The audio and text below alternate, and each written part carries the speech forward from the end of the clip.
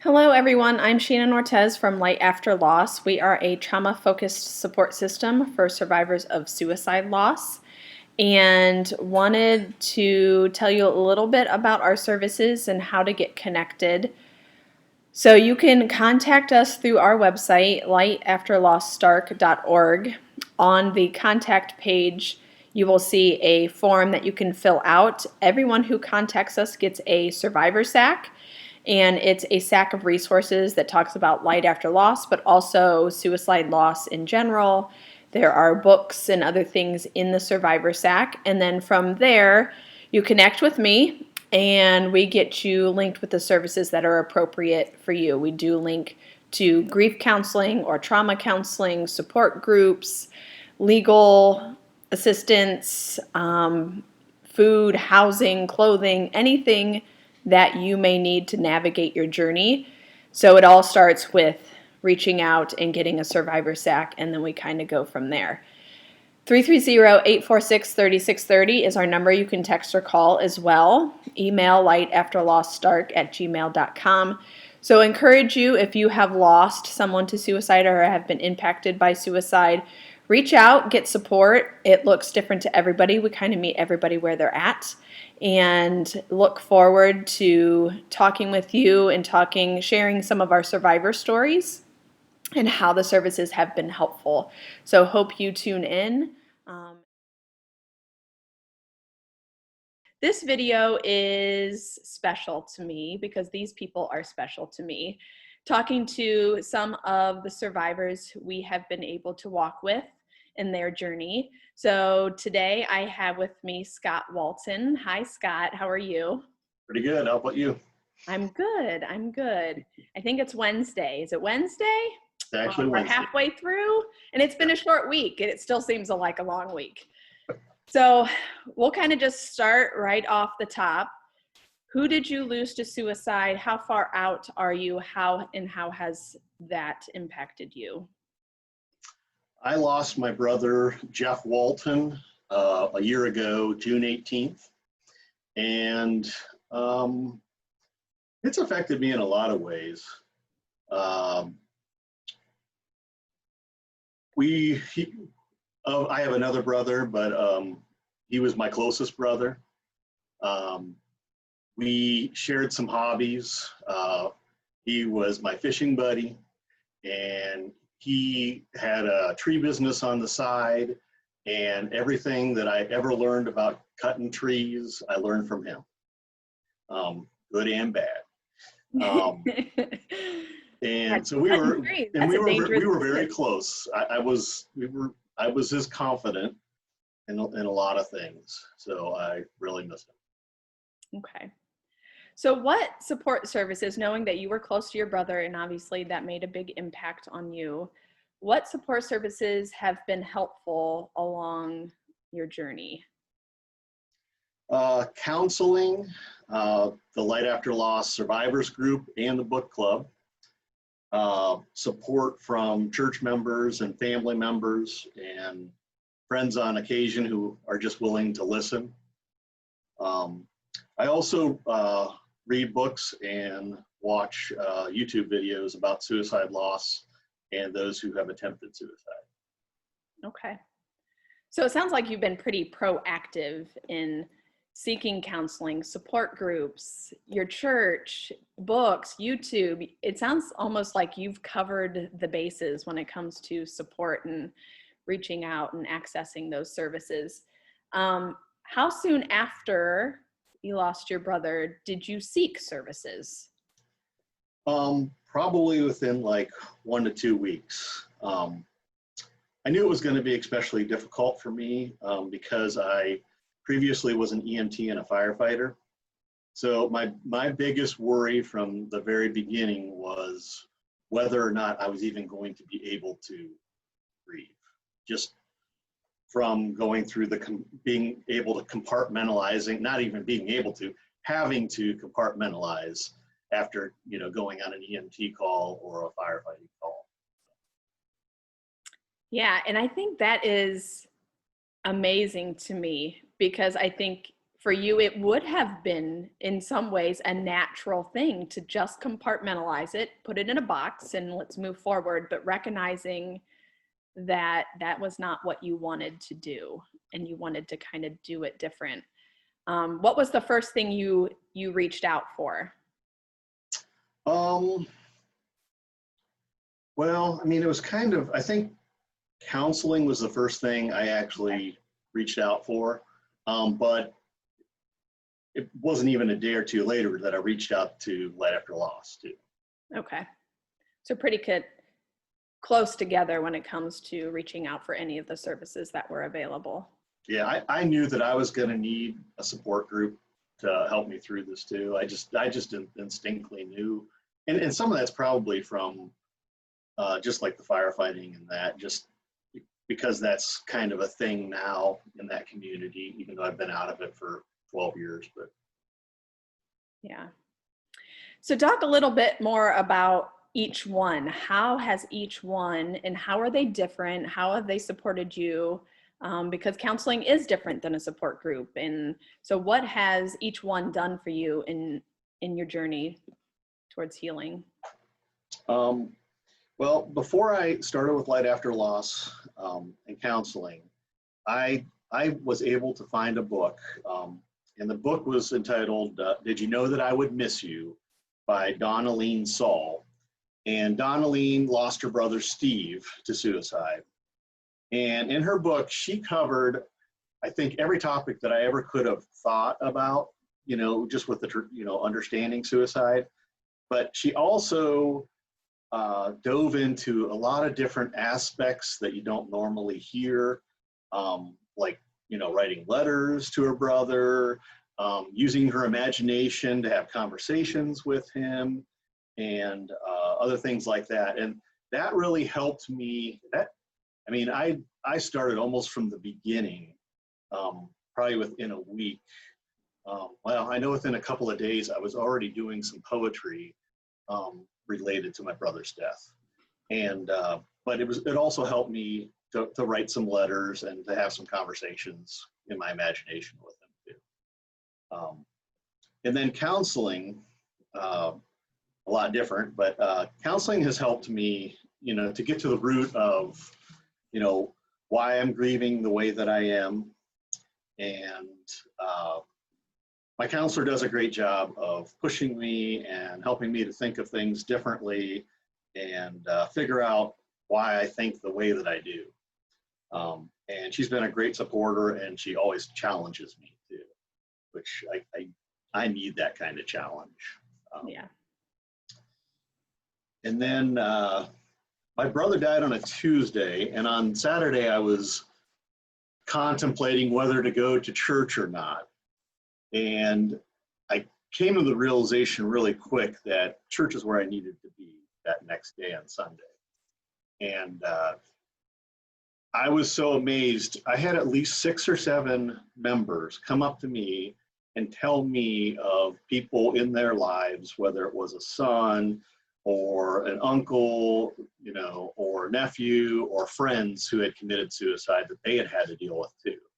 And that was something I had never heard of. I've known these people for several years, and it was a lot of people that I was surprised at too.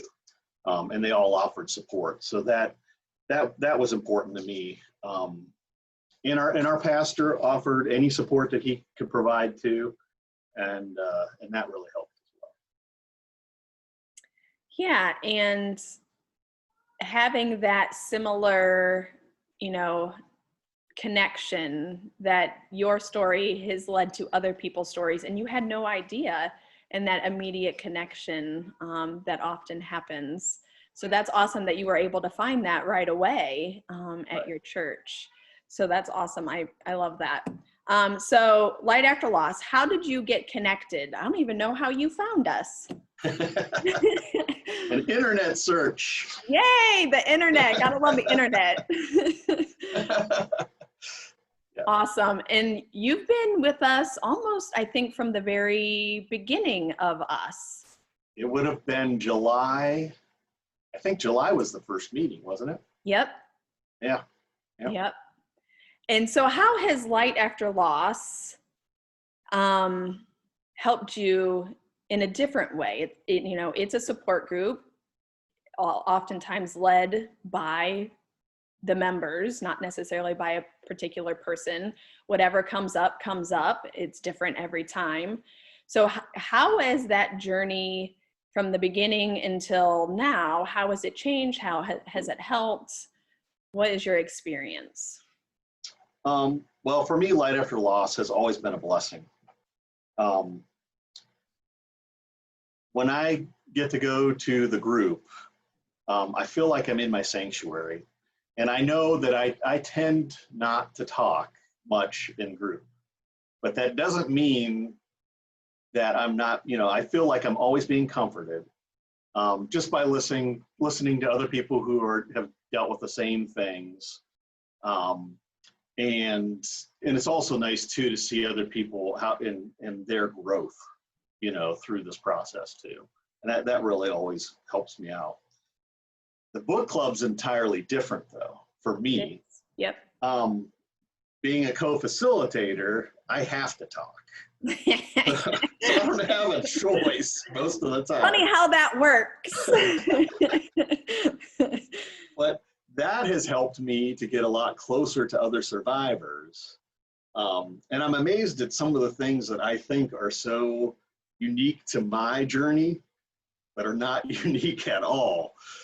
You just think they are, and then other people, will say, well, I've dealt with that too. And it's like, wow, okay. I guess I'm not as unique as I thought I was. Yes, kind of normalizes. Yeah. You don't feel like there's a lot of times you feel like you're on an island and I'm the only one feeling this way. And so to have somebody else say, yep, I've been there. I thought that, or I felt that. So that's a good thing. Yeah. And I think also even being in a book club too, it makes you feel, and same with group too, it makes you feel less alone. Because we all know that suicide loss is, whether you are alone or not, you always feel alone. Even though there's always somebody there to help you if you want help, you just always have that feeling. Yeah, I would say amen to that. It's hard for people to understand that. I have a ton of support, but I still feel like I'm on an island some days. And I know in my smart brain it's not true, but it feels that way. And so it's just the essence of suicide loss. So I'm glad that you said that. And then I also am glad that, the whole purpose of Light After Loss is kind of to emulate my journey, that I, kind of walked through the fire. And then once I walked out of the fire and I did have hope and healing and all those things that I never, and I literally said the word never, I never thought I would have, I started holding water for people who were still engulfed by the flames. And that's kind of where you're headed as well, that you have done your journey and have done some of that really hard work. And now you're starting to turn around and help those that are still struggling. And it is different. It is different than just going to group, facilitating a group. And it's almost takes your healing to a new level, kind of I rise by lifting others kind of concept. So have you enjoyed that? I know you like the book group and it's going well. And is that something that has kind of put a different spin on your own journey?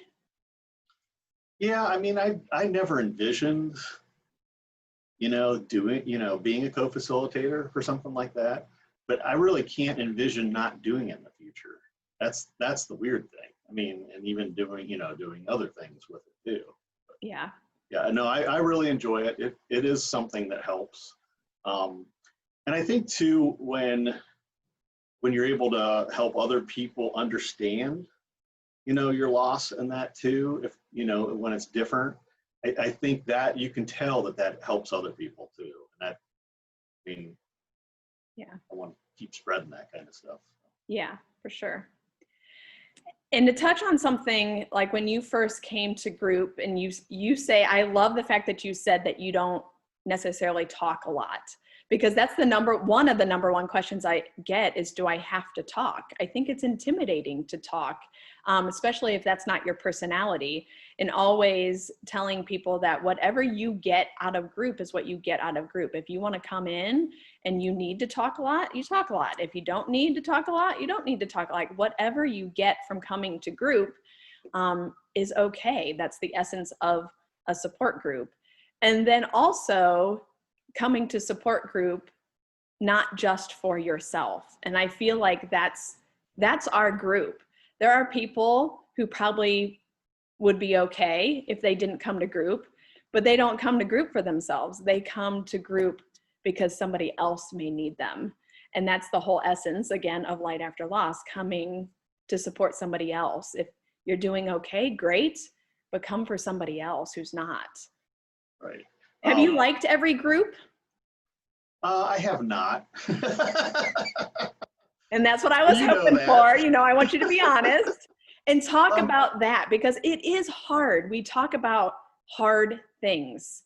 It's not always, we do laugh and have, you know, we have a camaraderie and a family kind of feeling, but we talk about hard things. So talk about that. What have been some of the hard things where you walked away was like, that was not so much fun? I think it was our first meeting that was like the hardest for me ever.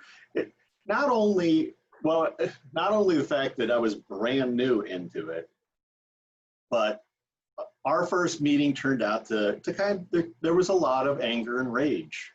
And I listened because, you know, sometimes people just need to be able to get that anger and rage out. And I understand that. Now, if it were that way and that was the only meeting we've ever really, you know, there's been some members who have had a little, you know, experienced a little bit of anger and stuff, but that helps them. I mean, and I understood that. But I also understand that I could not deal with that every meeting either. But you know, one of the things we always say in the book club too is that we're always, you know, we're all in this together, and that's what it's about.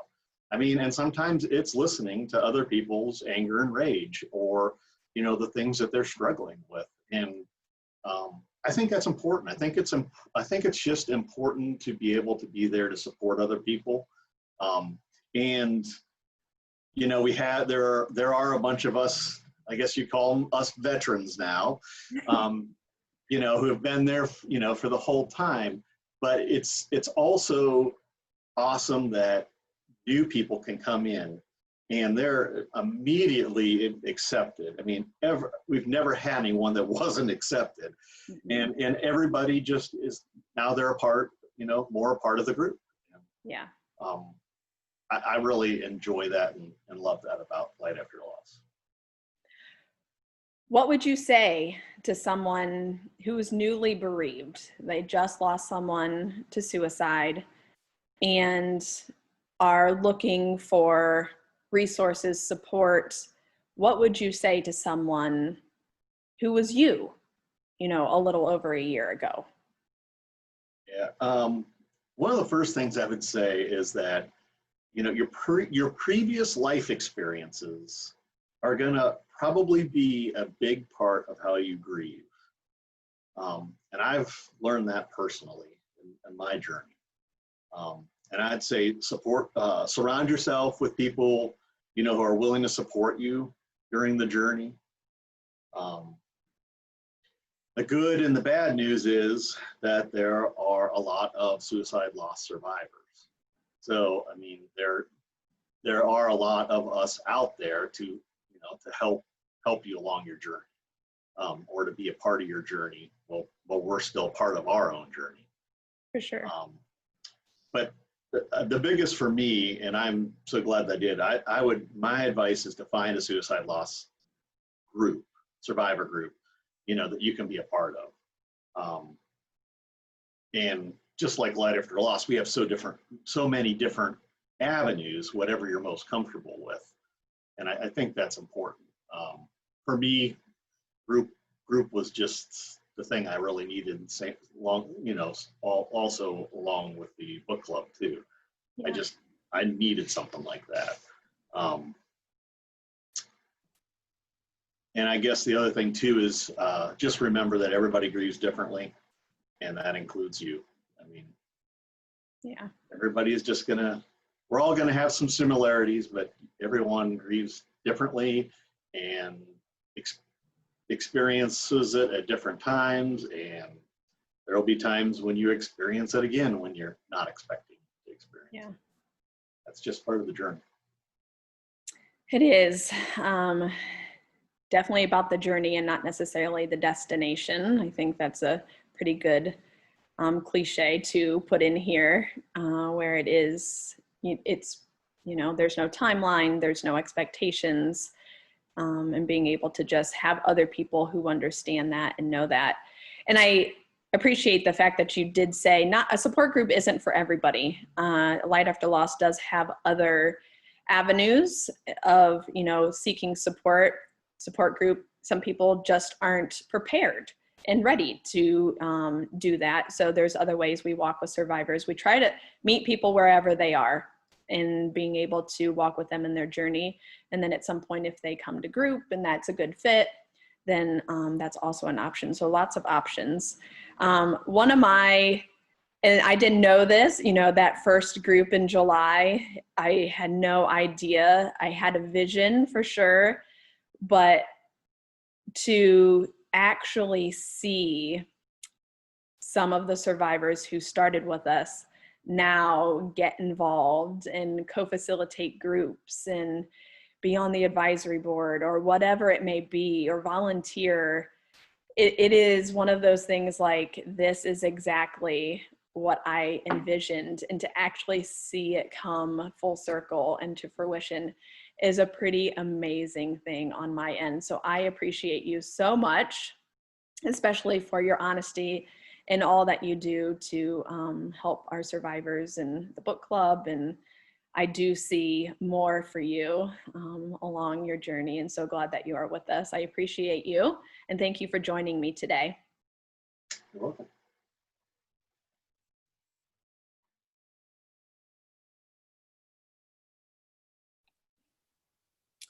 Hi, Gary. How are you today? Hi, Shannon. I'm fine. Good. Thank you for joining me. You're welcome. Appreciate your time. And I know sometimes, sharing your story, it is therapeutic, but it can be difficult. So I appreciate you volunteering to do this video with me. We are making a video about suicide loss and receiving support and what's been helpful. So kind of share who you lost and how long ago that was, so the audience kind of has some background information. Let's start. I lost my son Nicholas in September 5th of 2017 to suicide. Yeah, so you just had your 3rd anniversary, correct? Correct. Yeah. So, and you're kind of sandwiched in between. So our first survivor was a little bit newer than you, and then Dina is 10 years out. And I really appreciate we have the full gamut. I think that having every perspective is going to be helpful. So after Nicholas died by suicide, what was the immediate support that you had? Well, from family to friends to pretty much everybody was trying to be there for me, and just pretty much that. They all would say they'd be there for me if I needed anything. So your family and friends did step up and try to support you and give you what you need to kind of get through. Yes. Okay. Especially my girlfriend. Okay. Yeah. And then, and then how soon after did you seek like additional support groups, counseling, that kind of stuff? I'm going to say counseling probably, I'm going to say 9 months, and didn't go very well for me. Okay. Okay. And then when you started your group, Light After Loss, and I started going to that. Mm-hmm. Yeah, and so what was helpful about the support group? Because you do still come and you're still engaged, and that's obviously how you found out about I was doing this video. Uh-huh. So what is helpful about the support group to you? It is, it helped me realize, because you think that you're the only one this has happened to, in which people don't, no matter what people say, they don't they might say they understand unless it's happened to them, but they really don't. And the group is pretty much everybody's have lost someone to suicide. Well, they have lost someone to suicide, whether it was a family member, friend, or whatever. So I know that whether I like it or the group likes it or not, we're all connected in some way or other. Yeah. So talk about the not helpful side. You said you went to counseling, it didn't really work out so well, which is sometimes the case. You know, go to counseling and it's not the right fit. So talk about that experience, and even bigger than that, what was not helpful along the way? Not helpful was, no matter what people say to me, or not so much to me, but what they say is that, okay, I went to school for this. And unless it's happened to you, I don't think anybody can grasp how you really feel unless it's happened. And that's what I didn't really, can't say I didn't like the therapist, but I didn't like that, because no matter what they say, if it didn't happen to them, they really don't know. Yeah, and I think that's why I do believe in the importance of clinical support and counseling, especially if there's a trauma piece there. But there is something about lived experience when it comes to suicide loss. You know, you don't get it until you've walked in the shoes and you've navigated the journey. You don't understand. So to have that connection in the support group, I think sometimes is more helpful, and especially in the beginning, because you feel like you're completely alone and nobody gets it. The support group is, you know, that connection piece. And then, you know, you add counseling or some other stuff if you get stuck or whatever, farther on down the road. So what do you think, you know, you talked about Light After Loss and the support groups. What is it that keeps you engaged, knowing you are 3 years out? And I always say time doesn't change the circumstance. We're always going to be survivors, but it kind of changes the perception. Why do you continue to come? What is it that you get out of it now? I get out of it that, of course, everybody there, they're like my family now. Whether I want to admit it or not, or anybody else wants to admit it, they are my family now, because they're part of what we've all went through as a group. And hearing some people how they talk, like tell how they get through things and not through things, and if I can say one word or anything to help one person, then that's what matters to me. Because I mean, we are a family now, so, and that's what matters to me. Yeah, and that is something that was my vision for Light After Loss, and that is just something that has kind of happened organically, that people who probably don't necessarily, quote unquote, need to come for themselves, they come for somebody else.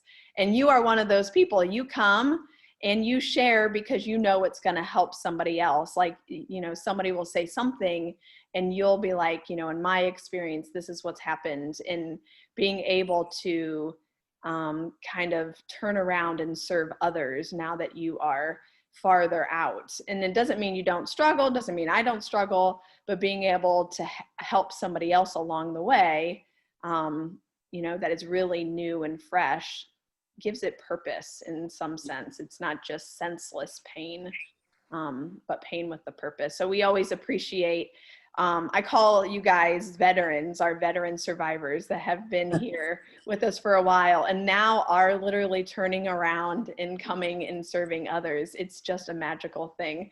What would you say to someone who is a new survivor, they're unsure about support group, they're unsure about seeking help at all or even telling anybody, what would you say to somebody who this is very new?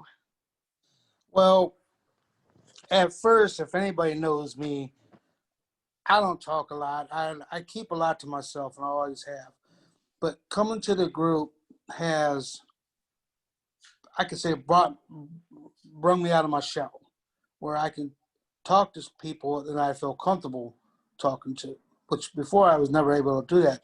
But for someone being new and me going through it, I believe that they should try to go to a group or even therapy. Now, therapy could help other people, and honestly didn't help me much. The group, Light After Loss, has helped me tremendously. It has made me realize that life does go on, and some days, like you said, it don't get easier. Well, it does get easier, but there's always days that they're not as good. But for someone that is new, for them to realize that there are people out there in groups to go to that will help you. So, Yeah, and knowing what surprised you most about group? Like everybody who comes in is always super nervous. They don't know what to expect. Um, and so what surprised you the most about group and that process? um, what surprised me the most was how people could talk to totally strangers at first, not knowing. Now we are not strangers because we've been going through it for a while. Yep. And is this how easy? Like I kind of come out of my shell to talk, and it helped me tremendously.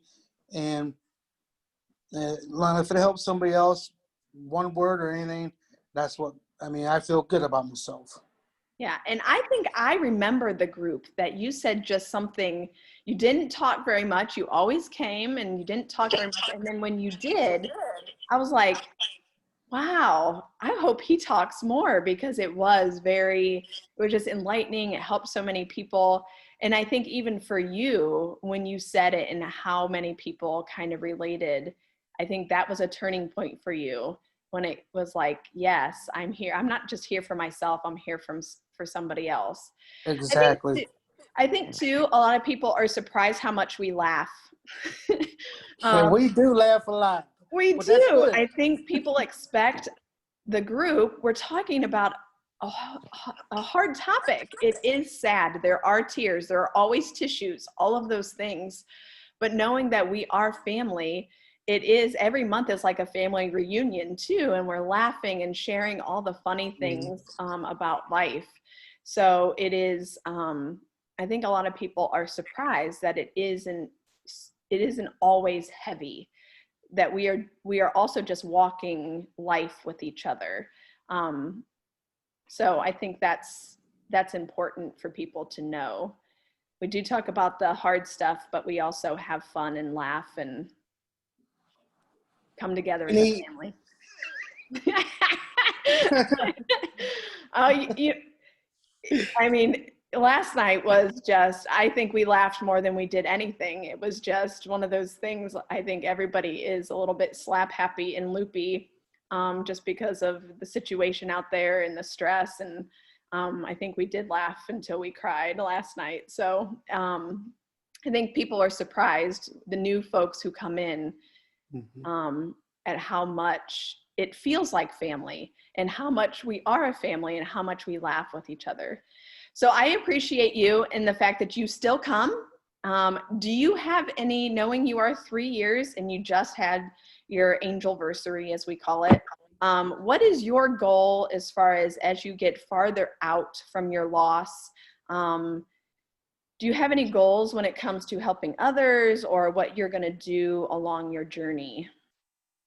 um, well, one of my goals is to help anybody that I can that is going through this. They will always go, if it's happened to them, they will always go through it. If I can say something or do something for somebody to help them, that is my main goal, is to help others get through this, and how they helped me get through this. Yeah. Kind of the pay it forward. Somebody helped me, Yes. so I'm going to help somebody else. And that's why I appreciate you and why you continue to come, because when you do have, I think it's just always the right time in the right place. You always have the right words that people kind of latch on to and walk away from group feeling better. So when you come, I'm always grateful. So thank you for your time today. If you obviously need anything until we meet again, you know where I'm at. And we, you know, for our survivors, I think that's another thing that's surprising, is that we do keep tabs on everybody. So if You guys do very much so. yeah, so we're texting, we're calling, checking in. So nobody ever walks alone. That's our goal, is nobody ever walks alone. So I appreciate you. Appreciate you very much too. And congratulations on your wedding. Thank you. Thank you very much. I think that was one of the last night, everybody was just happy. There is light and love after loss. Mhm. So being able to share that with everybody was super, super healing, I think. So I appreciate that. Thank you so much. You're Talk to you welcome. soon. Thank you. All right. Bye-bye. Bye.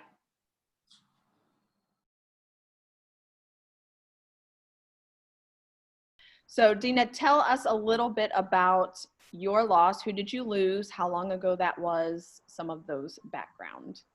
Sure. So specifically, I lost my dad 10 years ago on November 30th, but also on the same day, it was revealed to my brother and I that also my grandfather, my paternal grandfather, also took his own life, whereas we were told, you know, our entire childhood that he had passed away from a heart attack.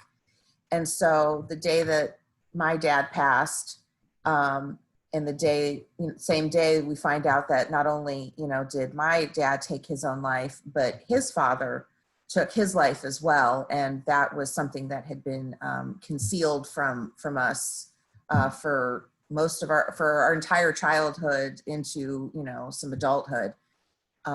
So that was definitely an extra challenge, curveball that I don't think my brother and I were anticipating to have to deal with, on top of losing our dad. Yeah. So. Yeah, and knowing, I think it's important to acknowledge that it has been 10 years. I think people, when they think of grief, when they think of loss, they don't think, you know, in 10 years, this is still going to be impacting my life. And suicide loss, especially for those, there's about 11 who are devastatingly impacted. And it is 10 years. It is longer than just, it's a couple years and we move forward. It is a lifelong journey in some sense. So how soon after your dad's death did you seek support, and what did that look like? Well, almost immediately. When I returned to work, the company that I worked for at the time, they offered counseling services through our health insurance, and it was free for the first few visits. And so I actually did seek some individual one-on-one counseling with a counselor. Unfortunately, her and I did not jive very well, and so I ended that. And then my stepmom had found a group that met in downtown Canton area. And so I started attending that, but then also within like a few weeks of attending that, I also stopped doing that. So then I went 10 years with nothing. Okay. And the reason I was super happy when you agreed to do the interview, and I wasn't surprised at all, because I know you are vocal as much as my story. So, you know, and knowing it's in those 10 years, I think there are a lot of people who come and they don't seek services because for whatever reason, it's too hard. I don't want to think about it. I don't want to deal with it. I'd rather just move on, forget about it. So in the 10 years that, okay, my counselor didn't work, support group wasn't a right fit, which is both a reality. How did it impact you? What did it look like for the next 10 years? I kind of lived off of the mantra, it's easier to be mad than sad. So I lived my life in a lot of anger, a lot of frustration, a lot of blaming my dad for things that he had nothing to do with. It was like Murphy's Law stuff. Like, if it's going to happen, it's going to happen, you know, and just being angry and not having the support. Because I kind of pushed it away. I don't think I was emotionally mature enough to possibly to take in what was available.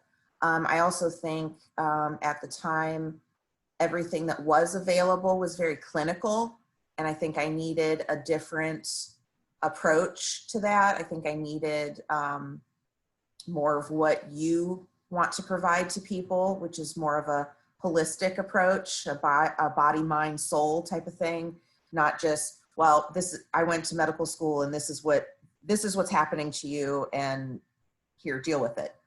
You know, let's take a different approach. I know we're dealing with a pandemic, but that's not going to stop me from hugging people if they want to hug. So, I'll turn my head and hug. It's possible, people. Yeah, and knowing, you know, I think one of the first couple of conversations we had, we talked a lot about unhealed trauma. And even though you don't, you know, for 10 years, you don't walk around crying all the time, or, No. you know, it comes out in different ways. It affects your relationships. It affects your coping skills. What are you doing instead? All of those things that it comes out, you see, I think I sent it to you in a meme because I found it in a meme, and you look at that and you're like, oh, yeah, like I didn't recognize that this is what happens when you don't deal with things. It doesn't look like me going around crying all the time. It looks like all of these other things that are probably not so healthy either. Oh, you have it on there? I wrote it down. Would you want me to read it to the people? Yes, please do. Yes, because it took me off my feet. Well, this is, so Sean got me this notebook for Christmas a few years ago, and it's a Kate Spade, and it's rose gold, all the things, and everything on the front, it says, everything's coming up roses. So this is what I use when I have my therapy sessions with my counselor, and I write my notes down, and I think I'm even going to bring it to a group tonight. Just hopefully people don't think I'm writing down details of their stuff. It's me. It's just about me. It's all about me. It's about me. No, but so the image that you had sent to me, it was titled Unhealed Trauma Manifests into Fixing Others, People Pleasing, Codependency, External Validation, Living on High Alert, Fear of Abandonment, Deprioritizing one's own needs, a need to prove themselves, tolerates abusive behaviors, attracts narcissistic partners, and difficulty setting boundaries. Check, check, check, check, check. Yeah, and I think I sent it to you, like, this was my to-do list. Like, when it came across my desk, I was just like, wow, I wish somebody would have sent that to my 20-year-old self for real. Because there was definitely some things I needed to heal in order to have healthier relationships. And I mean, it just spoke volumes. So some of the things that we were talking about in 10 years and going through all of this stuff and walking around angry, like, it just sent that to you. And yeah, exactly. Mm-hmm. Check, check, check, check, check. Well, and even not just like the loss of my dad and then the truth emerging of my grandfather's passing, even just like my motorcycle accident 2 years prior.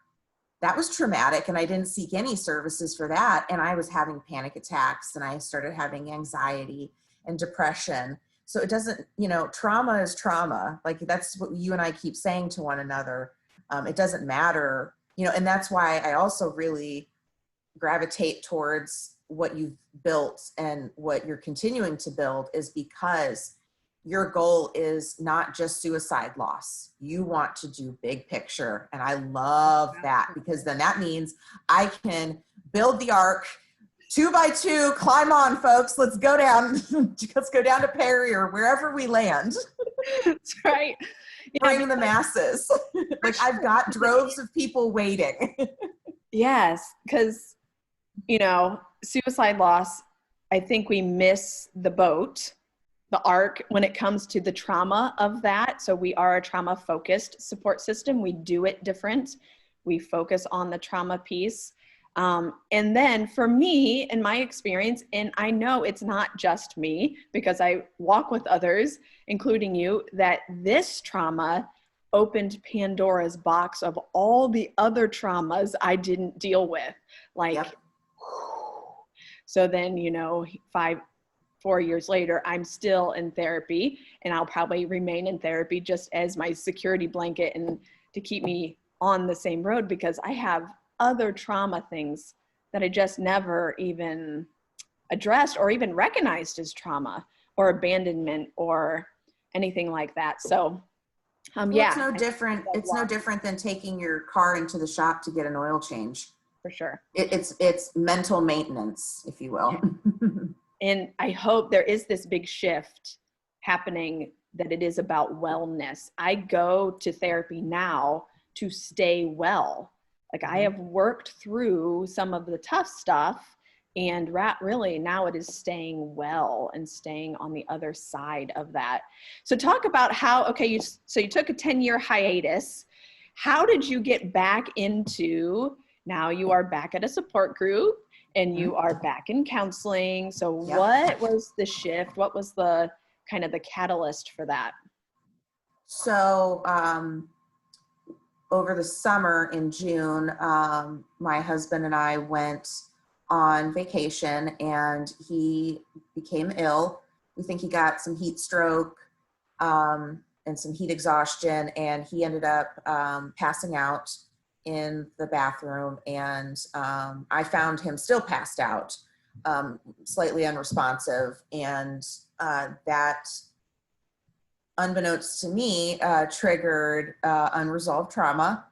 And I started experiencing severe panic attacks, loss of appetite, extreme nausea, weight loss, lack of sleep, all of it. And I actually ended up reaching out to a friend that I have known since middle school, who's a counselor. And I explained all my symptoms to her. I'm like, I don't understand what's going on. Like, Sean's fine. He just passed out.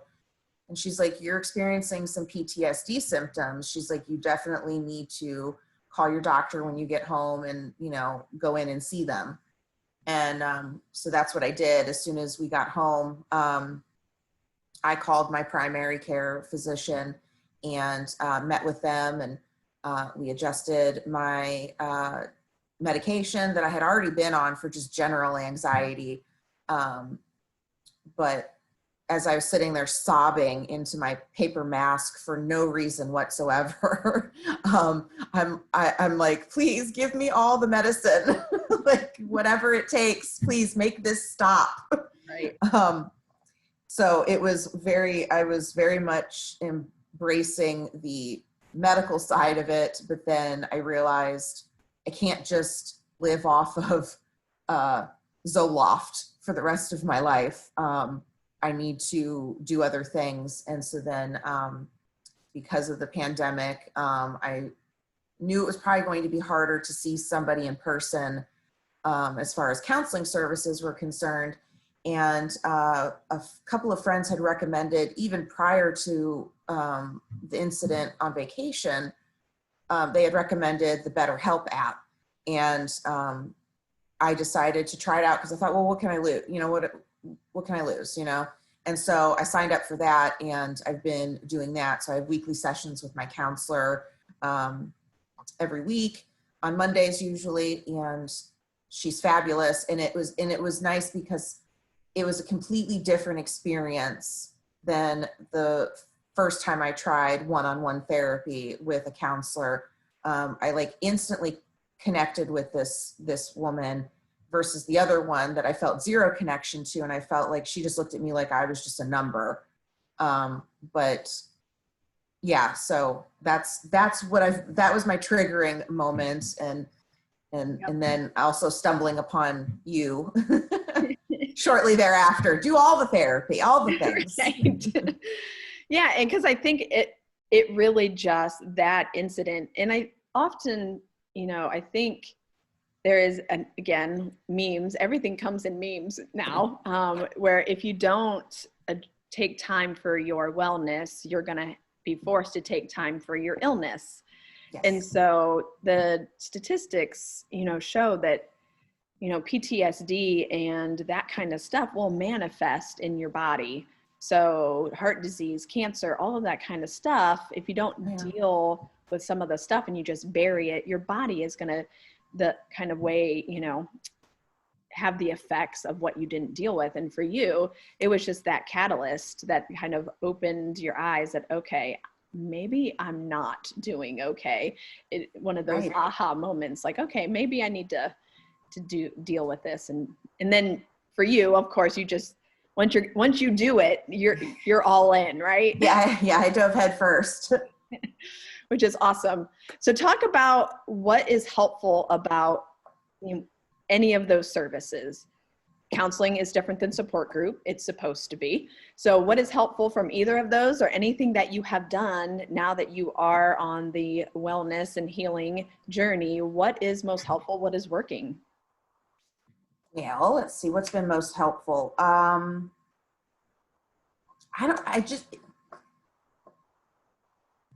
Both BetterHelp with my counselor, having those one-on-one sessions where it's like I can just talk, and it, I don't have to compete with anybody else in the group. Not saying there's competition, but you got to take your turn. But also group, meeting all these people and seeing them the last couple of weekends, and spending time with them and hearing about their stories, and not just the story that brought us together, just their life, just what they're doing now, laughing with them and crying with them and sharing those things. I think that's been a huge help, expanding the circle of people who get it, because it's different, it's unique. It's not to say that other grief and other trauma isn't unique, but that's unique to that situation. We're unique to ours. So it needs to be treated differently. And I think that's what gravitated me towards it. And, because I'm also 10 years older. I'm 10 years, maybe wiser, maybe more stupid. I'm not sure. Depends on the day. Right. It could go either way. It could go either way. But I don't know. It's just I when people ask me, I just tell them like, it feels different. Like there's a different feeling, and it's not one of, I need to like push it away. Like, I'm like, no, you can come closer. Like, no, come over here. It's okay. So that's, just both of them combined. I don't know. I think it would be different. I'm not sure how effective it would be just doing one, to be honest with you, now that I've never thought about it that way until this very moment, to be honest with you. I don't know how it would be, how much more effective just one of them being. Like, I think together it gives me that wholeness, that full circle completeness that I think people need. Because like with my therapist, she's up in Toledo, I'm in Akron. So it's all, digital. We do video chat so I can see her, but it's not the same like if I were sitting in her office. Yeah. Whereas, I can come sit in your office, or, we're sitting under the pavilion at group, or even even with book club being Zoom right now, there's still a connectiveness there.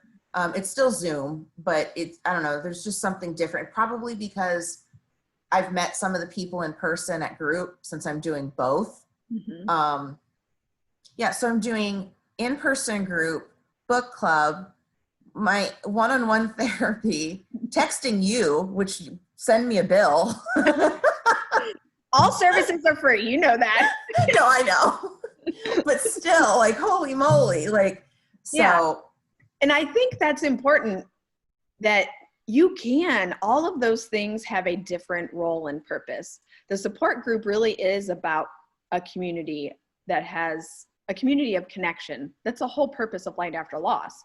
It's survivors supporting survivors, that connection, a lot of times suicide loss, because we feel like we can't talk about it, or our family doesn't want us to talk about it, or for whatever reason that we are isolated.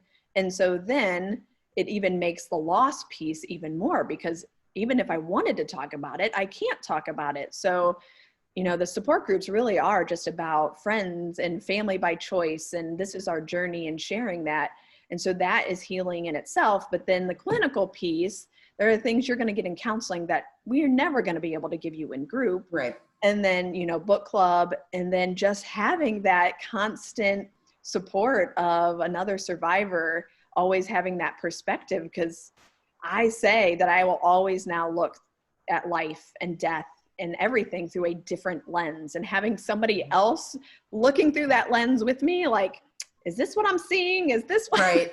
like, so it is that connection. And some, yeah, I love the whole piece, you know, the med management, the counseling, the support groups, all of that. And I totally get that some people don't benefit from all of that. But I do believe in the whole health approach, in whatever that means to somebody. Because there are going to be things that you get from each that one just can't do. Right. But it also could be a full-time job. It's becoming one, yeah. Right? Like, just keeping the bus between the ditches is a full-time job. So what would you say? I know you got connected with me from a friend of a friend.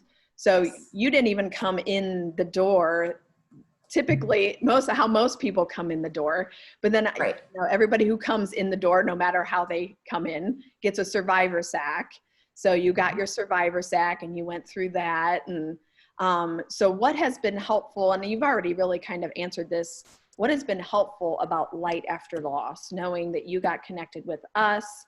You've done support groups before, so I don't know whether you were kind of cynical in the beginning. Like, what is specific to Light After Loss and how it serves in your journey?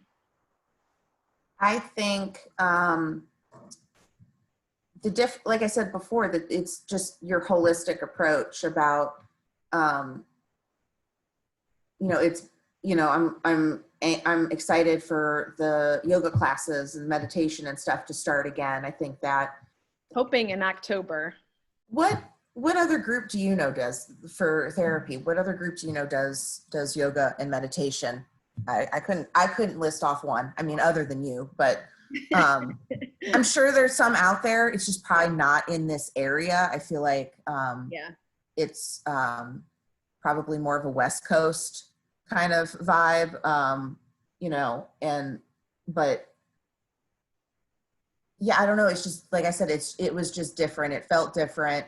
Because even like when our mutual friend connected us, I'm like sitting across the table from her at lunch, and and she's like, I'm going to do a group text to introduce you to. And I'm like, okay, cool. Like who's this lady gonna be? Dread. I'm just like, oh no, what's happening? Like, what have I gotten myself into? And, but I think it helped because you were like, here's my number, call me, text me, come talk to me in person, or we can do, like, it was just like, you were like, no, come to Follow me. Yeah, follow me. And I was like, oh, okay. And, I was just like Hansel and Gretel, not sure if I was going to end up in a good place or end up in the oven. Like, I'm just like, I'm like, I'm going to follow her. But I landed in a good place. So I trust the process now. And it's different. That's the only way I can describe it. It just feels different. It is different. It's not as clinical as most, like, we're not sitting on couches and, like, yeah, we ask each other how we feel, but we're not asking out of a need for clinical information to diagnose. We're asking because we're like, no, really, how do you feel? Like, what's Right. going on? Are you mad? Are you sad? Did something good happen? Like, you know, anything, like, Yep. talk about it. It just feels different. It feels more like you're talking to family, like you said, to maybe those family members who don't want to talk about it. We do want to talk about it, and it's open forum conversation for the most part, you know, and I think that makes a difference. Yeah, and I think you bring up a good point. I think I brought it up with the other interview as well, is that a lot of people we do talk about heavy stuff. There are tears that are shed. It is hard, but we also laugh and have fun and are silly. And I feel like, again, it's a safe place to do it. As survivors, especially as we get farther along in our journey and we start to feel moments of joy, we sometimes feel guilty because maybe I am supposed to be sad forever. And am I allowed to have joy? And so knowing, coming to group and in that safe space, it just kind of happens naturally that we're here to cry, we're here to laugh, we're here to feel all the feels, not just one or the other. So whatever you bring in is awesome. What would you say to a new survivor? So what would you say to your, were you 24? 24-year-old 25. 25-year-old self about your journey, about support, about suicide loss? Don't wait a decade. Don't be stubborn. Don't fight so hard. Cry. Let it cry a little bit more. It's not that big of a deal. I don't know where I got that mentality where it was a weakness to cry.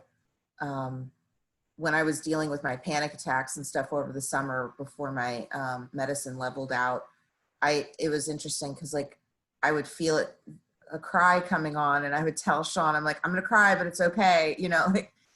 And I felt better afterwards. Like I'd have that tightness in my chest, and I'd be like physically shaking, and like having like almost hyperventilating. I'd cry, and then I was like, oh. I'm like, okay, I can breathe. Like that felt good. Get it out, whatever. Yeah. Unload. Yeah. Well, and then I read something that talked about crying is no different than like when like your body's releasing it's just releasing things out of your eyeballs. Like And I don't know. I'm having a hard time articulating. My face. And that is so true. I have learned as well that if I cry, I will avoid a panic attack. If I try to stuff it in, it's going to come out one way or another. So to just let it out will kind of temper that down. Yes. So that's just feeling, allowing yourself. Which is surprising to me for some reason. I don't know why. Like you think it would exacerbate the situation, but it actually calms the situation down. It's like, no, it's like your body's like, no, I really need to release some of this emotion and this, and some of these toxins. And unfortunately, they're going to come out of your tear ducts. So just hold on and we'll be done in a minute. Right. Just roll with it, right? Just roll with it. So what is your goal, knowing that you are on this journey, kind of going back a decade, but you're older and wiser? I think you're older and wiser. What is your goal, end goal? What do you want to do differently the next decade? That's a nice loaded question. It's funny because my counselor actually asked me a similar question just to make sure that we were going down the right path therapy-wise.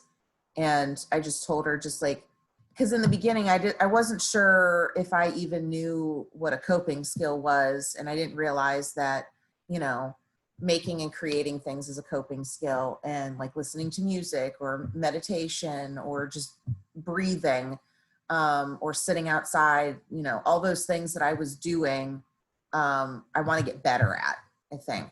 I think that's a good long-term goal. It was funny, over the weekend, Pastor Zach asked me, he's like, are you going to be on the board? And I was like, whoa. I was like, yes, but in a minute. No, like poor guy, he was so excited. And I was like, let me use the services first. And remember everybody's faces without masks on. And get comfortable first. But no, like I like being part of the group, and I like making the friendships and the relationships with everybody. And I think eventually being like a morning partner, like you have set up for people, and just playing a more active, role in the organization in any way that you need me to, in that regard. And that's funny because, I'm doing 3 of these interviews and you're the second. And that was the goal of the first person as well, was I want to be able to give back.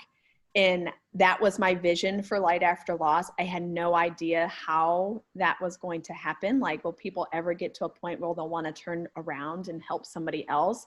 And it literally has just happened organically to where, people are walking through the fire. You have to walk through the fire first.